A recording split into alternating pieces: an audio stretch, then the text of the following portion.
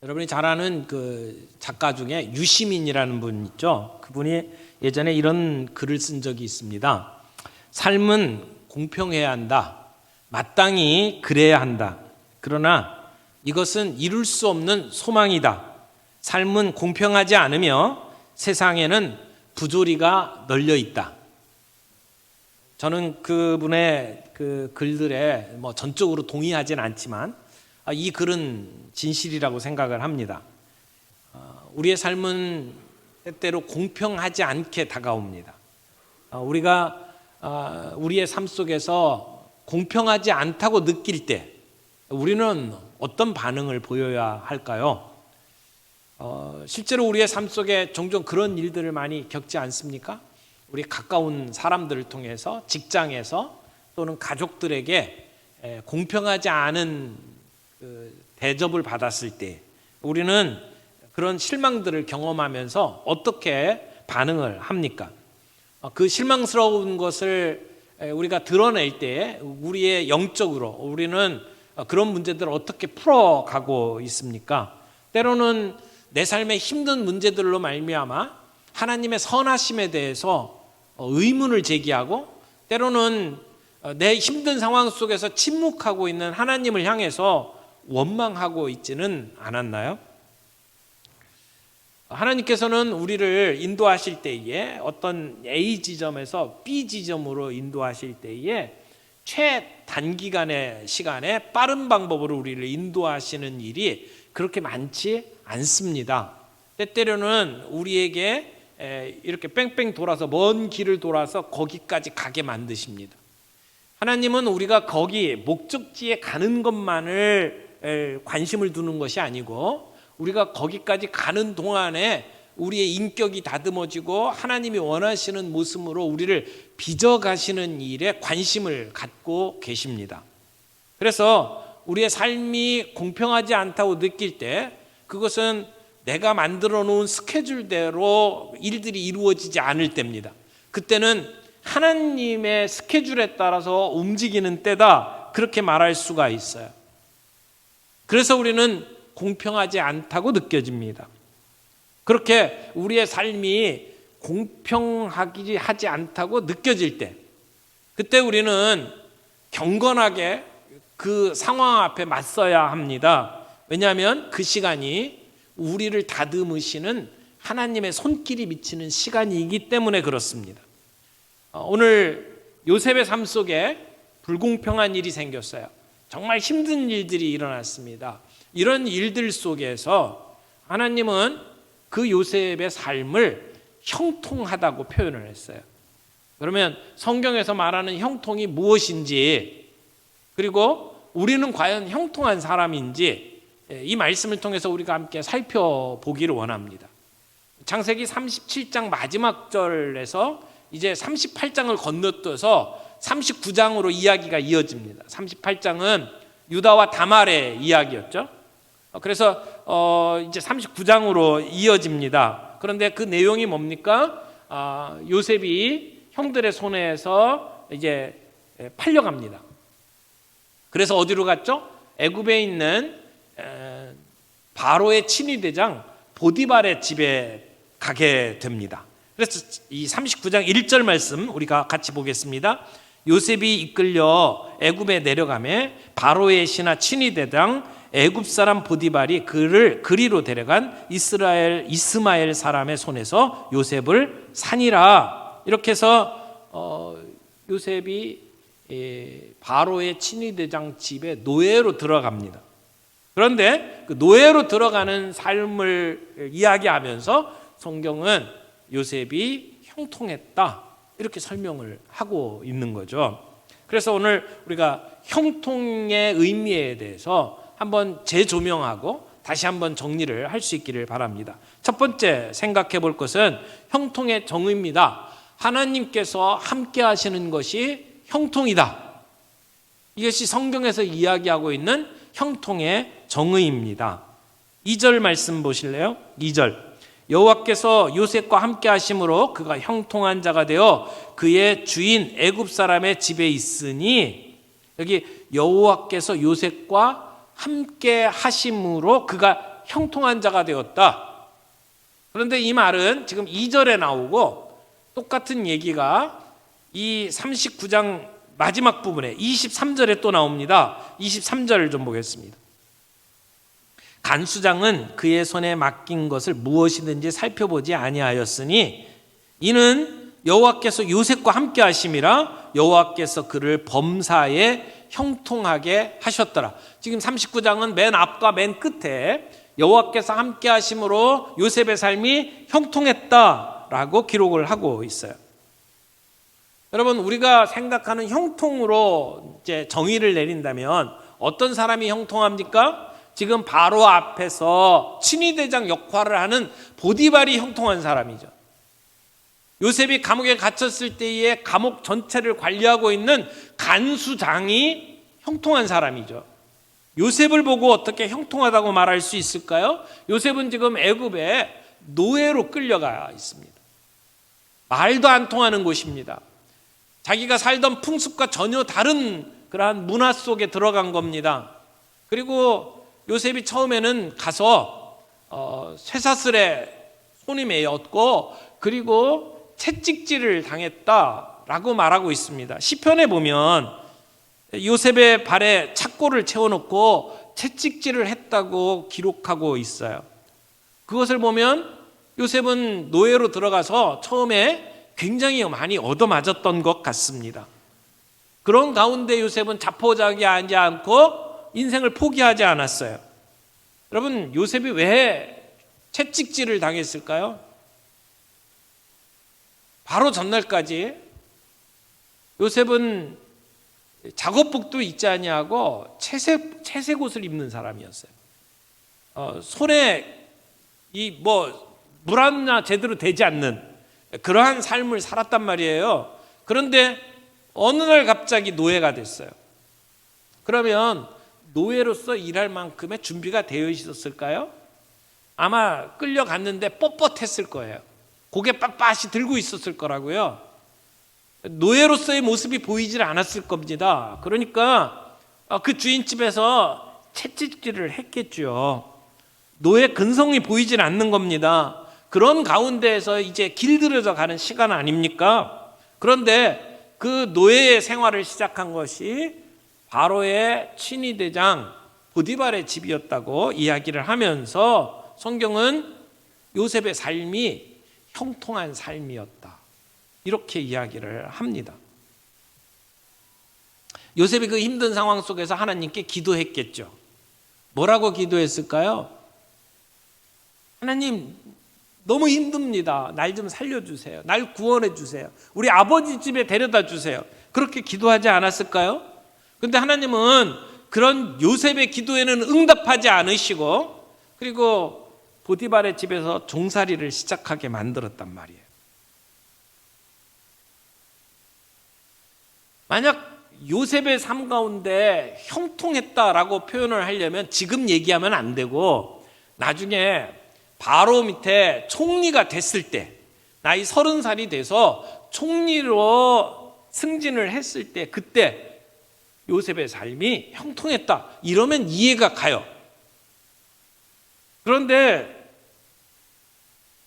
아버지 집에서 17살에 팔려서 노예로 왔어요. 그리고는 애굽에서 13년을 보냅니다. 그리고 30살에 총리가 되거든요. 그런데 그 13년의 기간을 지금 창세기 39장, 40장 딱 2장에 거쳐서 기록을 하고 있거든요. 39장은 보디발의 집에 있는 요셉을 이야기하고 40장은 감옥에 있는 요셉을 이야기를 합니다.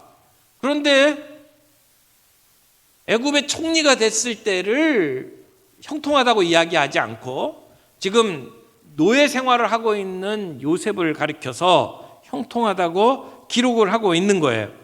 이것을 보면 성경은 우리에게 너희들이 알고 있는 형통의 개념을 바꿔야 된다라고 가르쳐주고 있는 것 같습니다. 우리가 생각하고 있는 우리의 마음의 틀을 바꿔야 된다는 것입니다. 먼저 지금 우리가 39장을 읽고 있잖아요. 근데 38장과 39장은 상당히 대조적이에요. 38장에 누가 나온다고 그랬죠? 유다가 나오잖아요. 유다는 가나안 땅에 머물고 있습니다. 아버지를 떠나서 자기 마음대로 살면서 그 땅에 있는 여자를 취했어요. 눈에 보이는 예쁜 여자 구했겠죠. 그리고는 자식 셋을 낳고 삽니다. 그리고 재산이 많이 늘었어요. 그래서 인간적인 눈으로 보면 유다의 삶은 점점 나아지는 삶처럼 보였을 거예요. 그런데 우리가 38장에서 보았듯이 유다의 삶에는 하나님이 안 보여요. 그래서 그의 삶은 비참한 삶이에요. 인간적으로 보면 점점 부유해지는 삶이었지만 유다의 삶은 피폐한 삶이었고 그리고 비참한 삶이었어요. 그런데 그와 대조적으로 39장에 요셉이 나오잖아요. 근데 요셉은 노예로 끌려왔어요. 자유가 없어요. 그 당시에 노예는 인권이 없었습니다. 보디발의 재산에 해당하는 삶이었어요. 그런데 그의 삶 속엔 하나님이 함께 계셨고 그의 삶은 형통했다고 기록을 하고 있습니다. 그것을 보면 형통의 조건 속에 우리의 위치, 우리의 부함, 우리의 환경이 포함되어 있지 않구나라고 하는 것을 알 수가 있습니다. 오늘 내가 어떤 상황 속에 어떻게 살아가고 있느냐가 우리의 형통의 조건이 되지 않는다는 겁니다. 형통의 그 조건이 뭐냐? 하나님이 함께 하시느냐 함께 하지 않느냐의 문제다라고 하는 겁니다. 그러므로 우리의 형편과 처지는 형통한 것과 관계가 없구나라고 하는 것을 알 수가 있어요. 2절에 보니까 이렇게 이야기합니다. 여호와께서 요셉과 함께 하심으로 그가 형통한 자가 되어. 형통의 근거가 뭐예요? 하나님이 함께 하시는 거예요. 하나님이 함께 한다는 얘기가 뭡니까? 하나님과 가까이 지냈다는 거예요. 하나님과 동행했다는 거예요. 여러분, 그 관점에서 우리는 형통한 자입니까? 우리의 형편과 처지와 관계없이 우리는 하나님과 함께하는 삶을 살고 있습니까? 성경은 복이 있는 사람, 형통한 사람, 하나님이 함께하는 사람이라고 이야기해요. 다윗도 시편 23편에 보니까 주께서 나와 함께 하심이라 라고 고백을 했죠. 마태복음 28장 마지막 절에도 보니까 볼지어다 내가 세상 끝날까지 너희와 항상 함께 있으리라. 제자 삼는 삶을 살아가는 사람들에게 주신 약속이 함께 하겠다라고 하는 약속입니다. 복입니다. 그러므로 우리의 인생을 이렇게 정리할 수 있어요. 우리의 인생이 하나님과 함께하고 있느냐, 내 인생에 하나님의 그 목적을 이루기 위해서 쓰임받고 있느냐, 여기에 따라서 우리의 형통이 갈라지고 있다라고 말할 수 있습니다. 요셉은 보통 사람의 입장에서 보면 트라우마 때문에 살 수 없는 인생이었어요. 갑자기 인생이 망가졌어요. 갑자기 나를 사랑하던 가족들하고 다 헤어지고 그리고 지금까지 쓰지도 않던 언어를 써야 되고 새로운 환경 속에서 그것도 노예로 살아가야만 했습니다. 내가 왜 이렇게 돼야 될까? 생각을 하면 살 소망이 없습니다. 포기하고 싶은 인생이었을 겁니다. 그런데 요셉의 인생에는 하나님이 있었단 말이에요. 요셉은 하나님을 놓치지 않고 있었습니다. 하나님이 내게 꿈을 주셨고 나를 통해서 그 하나님이 꿈을 이룰 거야 라고 하는 믿음을 가지고 살았기 때문에 그 노예로서의 삶 가운데에서도 포기하지 아니하고 신실하게 살아갈 수가 있었단 말입니다. 여러분, 요셉이 하나님께 기도했는데, 살려달라고 건져달라고 기도했는데 하나님은 그 기도에 응답하지 않았어요. 그를 고향으로 돌려보내지 않았어요. 왜 하나님은 그 기도에 응답하지 않았을까요? 답은 의외로 간단해요. 하나님의 때가 되지 않았기 때문에. 요셉은 내가 언제 애굽의 총리가 되고 내가 언제 아버지를 만날지 몰라요. 지금 그의 미래는 전혀 알지 못하는 상황이에요. 우리는 이야기를 알고 있습니다. 10년, 20년 뒤에 어떻게 될지, 그의 인생의 마무리가 어떻게 되는지 우리는 알아요. 그 멀리 보는 관점에서, 하나님의 관점에서 지금 요셉의 생애를 우리는 해석할 수 있습니다. 그러나 요셉은 그 당시에 아무것도 몰랐어요. 단지 하나님이 나와 함께 하신다는 것 하나. 하나님이 나에게 꿈을 주셨고 언젠가는 하나님이 그 꿈을 이루게 하실 거라고 하는 그 믿음 하나밖에 없었단 말이에요. 그러면 이 시간은 어떤 의미가 있는 시간일까요? 하나님이 요셉을 빚으시는 시간이에요. 어떻게 보면 요셉은 철없는 아이였습니다. 형들이 죄를 짓고 악한 일을 할 때 그걸 아버지한테 고자질하는 아들이었어요. 자기가 가지고 있는 꿈을 형제들에게 이야기할 때 형제들의 마음이 어떠할지 배려하지 못하는 사람이었어요. 그런데 하나님께서 요셉을 애굽의 총리로 만드셨는데 그 13년 동안 하나님은 그 요셉을 만들어 가신 거예요. 빚으신 거예요. 그의 인격을 만들어 가시고 그가 총리로서 일할 수 있는 준비를 하신 거예요. 여러분, 가나안 땅에 있던 꼬마가 갑자기 애굽의 총리로 일할 수 있을까요? 보디발의 집에 있으면서 친위대장 집에 있는 기간 동안 그는 훈련을 받은 거예요. 그가 감옥 속에 들어갔지만 그 감옥 속에 들어가 있는 시간은 의미 없는 시간이 아니에요. 거기는 왕궁에 있던 고위 관리들이 들어가는 감옥입니다. 그러니까 그 감옥에 있는 동안 왕실에 있던 중요한 사람들을 만났고 그들을 통해서 왕실이 어떻게 움직이고 있는지를 배웠을 거예요. 그런 시간들을 통해서 하나님이 요셉을 준비시킨 뒤에 그로 하여금 애굽의 총리로 만드신 거죠. 그것을 보면 하나님은 애굽에서 요셉을 준비시켰습니다.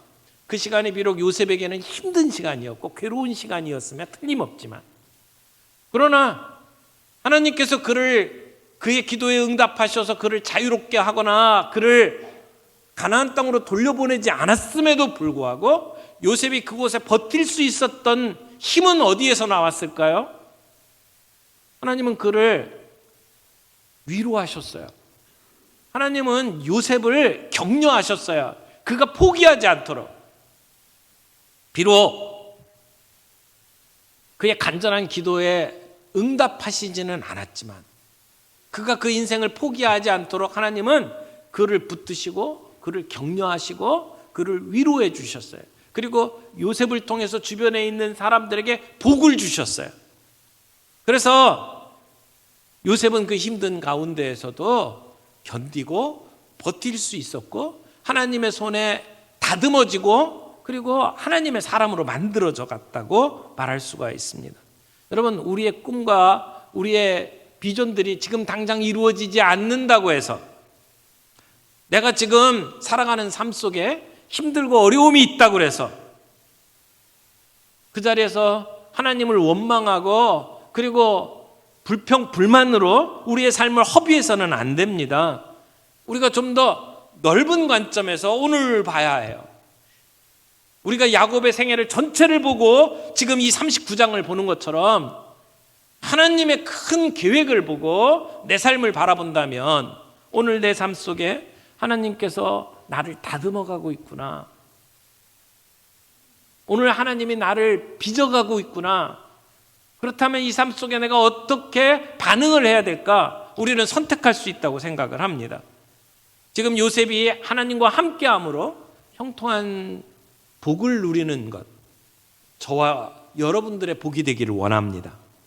두 번째로 생각할 것은 형통한 자는 삶을 통해 하나님을 드러냅니다. 하나님을 드러내는 삶을 살았다는 것입니다.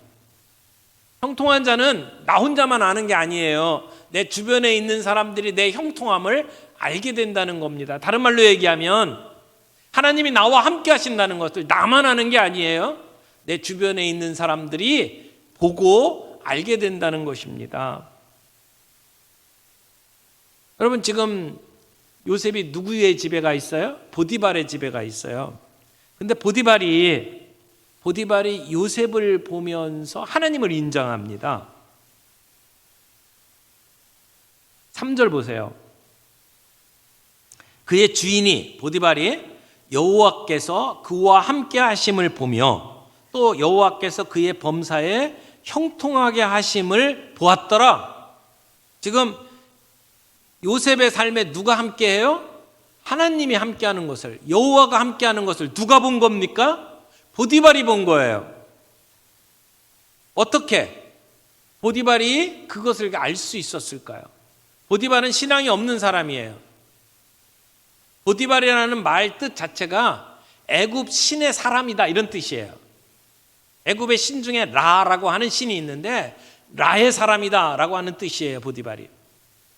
그러면 지금 애굽에서 다른 신을 섬기고 있는 애굽 사람입니다. 하나님을 모르는 사람이에요. 그런데 그가 보니까 요셉의 생에 하나님이 함께 계신 걸 본 거예요. 그렇게 기록하고 있잖아요. 그러면 보디발은 어떻게 하나님을 알았을까요?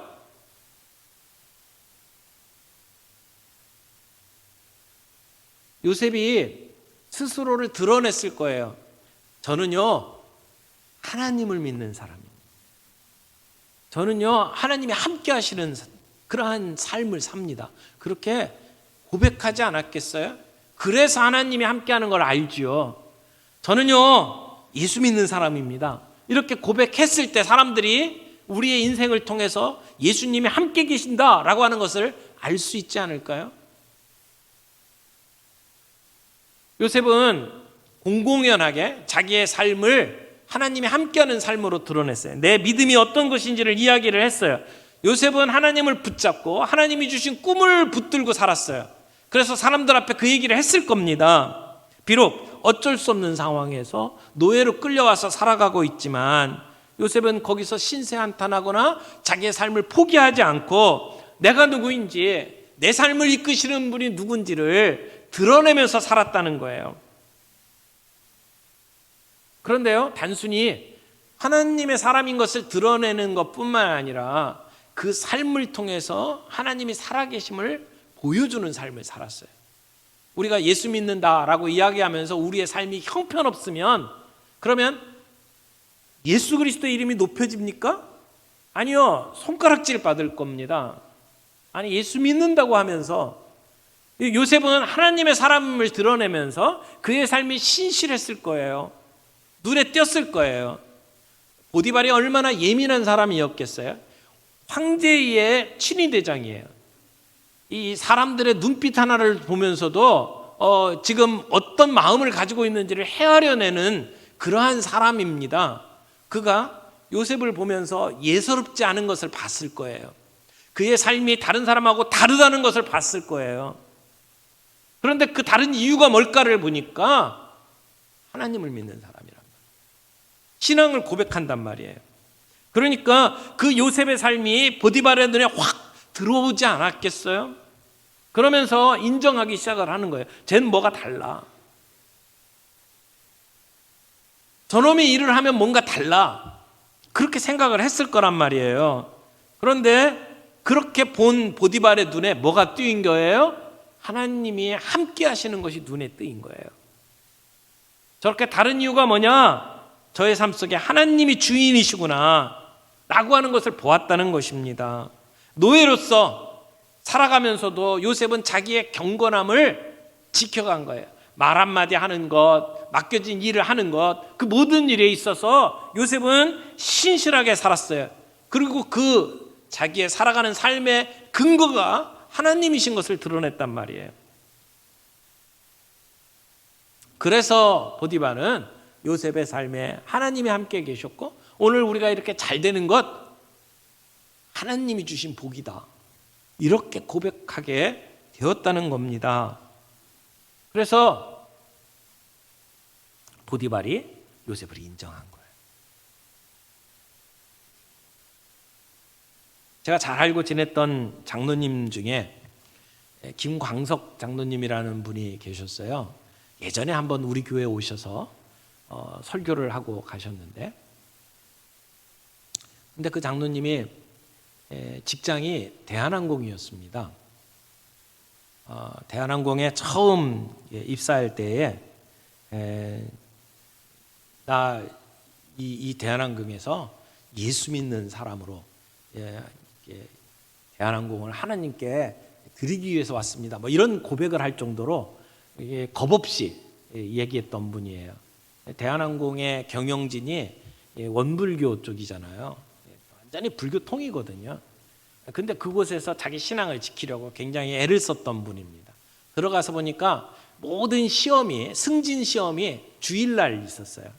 그러니까 주일을 지키려면 승진 시험을 못 봤어요. 이분이 주일날 시험을 안 치고 버텼습니다. 근데 이러다는 안 되겠다 싶어서 경영진에게 소원을 냈어요.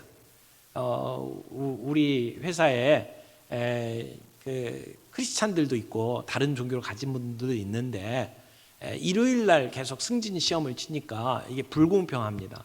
그래서 다른 날 시험을 치게 해달라고 요청을 했어요. 주변에 있는 사람들이 다 말렸대. 너 미쳤냐? 너 그 나중에 이게 찍히면 어떡하려고 그러냐? 그러는데 그냥 냈답니다. 근데 그게 설득이 돼가지고 다른 날 시험 칠 수 있도록 제도가 바뀌었어요. 이분이 그 일본에서 근무를 했는데 일본 지사에서 근무를 했습니다. 근데 얼마나 신실하게 일을 했는지 회장님이 인정해 주는 사람이었어요. 그래서 이제 회장님이 일본에 오면 이제 영접을 할 거 아니에요. 그래서 모시면 이분을 만나면 그 원불교 회장님이 할렐루야 그러면서 만난대. 믿지도 않는 분이 인정을 해주는 거죠. 그래서 회사에 어려운 일이 있을 때 야, 네가 믿는 하나님께 너 기도 좀 해달라고 그렇게 이야기를 할 정도였습니다. 여러분 이 형통한 사람들의 특징은 나만 내 삶 속에 하나님이 있는 것을 나만 아는 게 아니고 나와 함께 하시는 하나님을 내 주변에 있는 사람들이 알 수 있게 된다라고 하는 겁니다. 그래서 보디발은 결국 그 집안의 모든 일들을 요셉에게 맡겼습니다. 가정 총무로 만들었던 거죠. 얼마나 믿었으면, 얼마나 그를 신뢰했으면 자기 집에 있는 모든 재산을 다 맡겼겠습니까? 그리고 그가 가정 총무로 일하는 동안에 그 집에 모든 일이 다 형통했어요. 그래서 재산도 많이 늘고 하는 일마다 좋은 결과를 냈단 말이에요. 결국은 자기의 신앙을 드러내고 그리고 그 신앙인답게 정직하고 충실하게 그의 맡겨진 일들을 감당할 때에 하나님이 요셉을 축복하시는구나. 오늘 우리가 누리는 축복은 요셉이 섬기는 하나님이 주신 복이구나 라고 하는 것을 보디발이 인정하게 되었다는 것입니다. 여러분 요셉의 형통이 어디서 시작됐나요? 하나님과 함께하는 것에서 시작됐어요. 하나님과 함께하기로 작정하고 그걸 드러내고 그렇게 살아가는 순간에 그 복을 누리게 된 거죠. 그리고 그 복이 흘러서 내 주변에 있는 사람들에게 미쳐진 겁니다. 그래서 요셉에게 책임을 맡긴 보디발은 아무 걱정도 안 하고 모든 일을 요셉에게 맡겼던 거죠. 믿었기 때문에. 세 번째로 우리가 생각할 것은 형통한 자는 주변 사람에게 유익을 끼친다라고 하는 것입니다. 보디발의 눈에 띄었던 것은 요셉과 함께하는 하나님의 모습뿐만이 아니었어요. 또 하나가 있었죠. 요셉이 다른 사람의 유익을 위해서 살아가는 모습을 본 겁니다. 요셉 때문에 주변에 있는 사람들이 덕을 보는 것을 본 거예요. 이게 형통입니다. 여호와 하나님의 복이 요셉을 위해서 주어졌죠. 그런데 그 복은 요셉만을 위한 복이 아니었다는 겁니다. 주변에 있는 사람들에게 흘러넘쳐서 다른 사람들에게도 그 복이 주어졌다는 거예요. 요셉에게 주신 복이 하나님을 알지 못하는 이집트라고 하는 대제국의 복으로 임한 것이죠. 하나님께서 하나님과 함께하는 사람에게 주시는 이 복 때문에 믿지 아니하는 다른 사람들이 복을 누리게 되었다라고 하는 겁니다. 복은 하나님의 손 안에 있습니다. 하나님의 권능 안에 있습니다. 하나님이 주시면 그 복은 누구나 받을 수 있습니다. 그런데 성경에서 이야기하고 있는 형통이라고 하는 것은 나 하나 잘 사는 게 아니더라는 거죠. 나를 통해서 내 주변 사람들이 복 받는 것이에요. 요셉으로 인해서 보디발의 집이 복을 받았고 요셉으로 인해서 바로의 집이 복을 받았다는 이야기입니다. 왜요? 하나님이 요셉을 보고 복을 주셨는데 그 복이 흘러 넘친 겁니다. 하나님께서 아브라함에게 복 주실 때 이렇게 말씀하셨죠. 12장 3절에 너를 축복하는 자에게는 내가 복을 내리고 너를 저주하는 자에게는 내가 저주하리니 땅의 모든 족속이 너로 말미암아 복을 얻으리라. 너로 말미암아 땅의 모든 족속이 복을 얻으리라. 그러면 아브라함은 복의 통로가 된 겁니다. 그 약속의 자손인 요셉이 복의 통로로 쓰임받고 있는 거죠. 그래서 내가 복받은 것으로 끝나지 않고 내 주변에 있는 사람들이 잘 되는 거예요. 형통은 나만 잘 되는 게 아니고 나와 함께한 모든 사람들이 잘 되도록 만드는 것입니다. 요셉이 가정 총무로 일했습니다. 그래서 보디발이 복을 받은 거예요. 내가 하나님의 사람으로 어느 회사에 몸담고 있고 어떤 직장에 다니고 있다면 나로 인해서 그 직장이 복받게 되어 있다는 얘기입니다. 내가 존재함으로 말미암아 내 주변에 있는 사람들이 복받게 되어 있다. 그래서 잠언에 보면 이런 사람이 왕 앞에 선다고 그랬어요. 잠언 22장 29절에 보니까 자기 일에 능숙한 사람을 내가 보았느냐? 그런 사람은 왕 앞에 서게 되리라. 여러분, 우리가 하나님의 사람으로 우리의 직장에서 우리의 가정에서 신실하게 살아가야 합니다. 나만 그렇게 살아가는 것이 아니라 우리 믿음의 자녀들이 그렇게 살아가도록 우리는 양육해야 합니다. 내가 대충 살면 우리의 가족들도 자녀들도 대충 삽니다. 그러나 우리가 하나님의 사람으로 내 삶을 드러내고 신실하게 살면 그걸 지켜보는 눈이 있다는 거예요. 보디발이 지켜본 것처럼 우리의 자녀들이 지켜보고 우리의 옆집이 지켜보고 그리고 우리의 직장 동료들이 지켜보게 되고 그들의 입을 통해서 우리가 복받은 것은 바로 저 집사님 때문이다. 저 집사님이 믿는 하나님 때문이다. 그렇게 고백하게 된다는 것입니다. 내가 가진 하나님과의 관계가 내 주변에 있는 사람들에게 복으로 다가옵니까? 충성된 일꾼은 추수하는 날에 얼음 냉수와 같다. 성경이 그렇게 이야기를 하죠. 정말 더운 날 일하는 농부에게 목이 타들어가는 그 힘든 상황 속에서 얼음 냉수 얼마나 그 속을 시원하게 해주겠습니까? 오늘 하나님의 사람으로 우리의 삶 속에 그렇게 신실하게 살아가는 모습은 하나님을 기쁘시게 하는데 얼음 냉수와 같다. 이렇게 이야기를 하는 거죠. 오늘 우리가 그렇게 살아갈 때 우리 주변에 있는 사람들이 본다는 거예요. 내 자식들이 보고 우리의 직장 동료가 본다는 겁니다. 그러므로 중요한 것은 뭡니까? 우리의 영혼의 상태입니다. 우리가 하나님과 함께 하느냐. 하나님과 함께 하느냐. 요셉이 노예 신분으로 살면서도 하나님과 함께하는 삶을 살았기 때문에 그의 삶은 형통한 것이었습니다. 그리고 그의 형통한 삶을 사람들은 지켜볼 수 있었어요. 그래서 요셉만 본 것이 아니라 요셉과 함께 하시는 하나님을 볼 수 있었고 그리고 오늘 우리가 누리는 복이 요셉의 하나님이 주시는 것이라고 고백할 수 있게 되었다는 것입니다. 여러분, 요셉의 생애 가운데 지금 이 39장을 빼면 어떻게 될까요? 39장, 40장 39장이 바로 친위대장 보디발의 집에 있었고 40장이 누명을 쓰고 감옥에 있었던 삶이에요. 그러면 노예로 살아갔던 삶, 죄수로 살아갔던 삶, 끔찍한 삶이잖아요. 근데 이 두 장을 요셉의 생애 속에 빼버리면 그러면 요셉은 더 형통할 수 있을까요? 아니요. 요셉의 형통한 삶의 이 과정은 필수입니다. 빠져나갈 수 있는 길이 아니에요. 요셉을 요셉답게 만드는 과정이었다고 말할 수 있어요. 우리의 삶의 위치가 39장일 수 있습니다. 40장일 수 있어요. 우리의 삶의 위치가 어디 있느냐는 중요하지 않아요. 중요한 건 내 영혼의 상태죠. 내가 하나님과 함께하고 있느냐라고 하는 것입니다. 그게 형통입니다. 그 형통한 자의 삶은 나만 아는 게 아니고 사람들에게 드러난다고 그랬어요.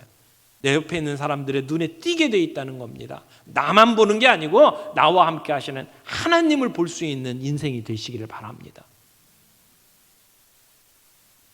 우리의 삶은 나만 위한 삶이 아닙니다. 다른 사람의 성공을 도와주는 삶이어야 합니다. 그게 성공입니다. 주변에 있는 사람들에게 나는 유익을 주고 있는 삶인가? 내가 속해 있는 공동체에 나는 성공을 가져다 주는 삶인가?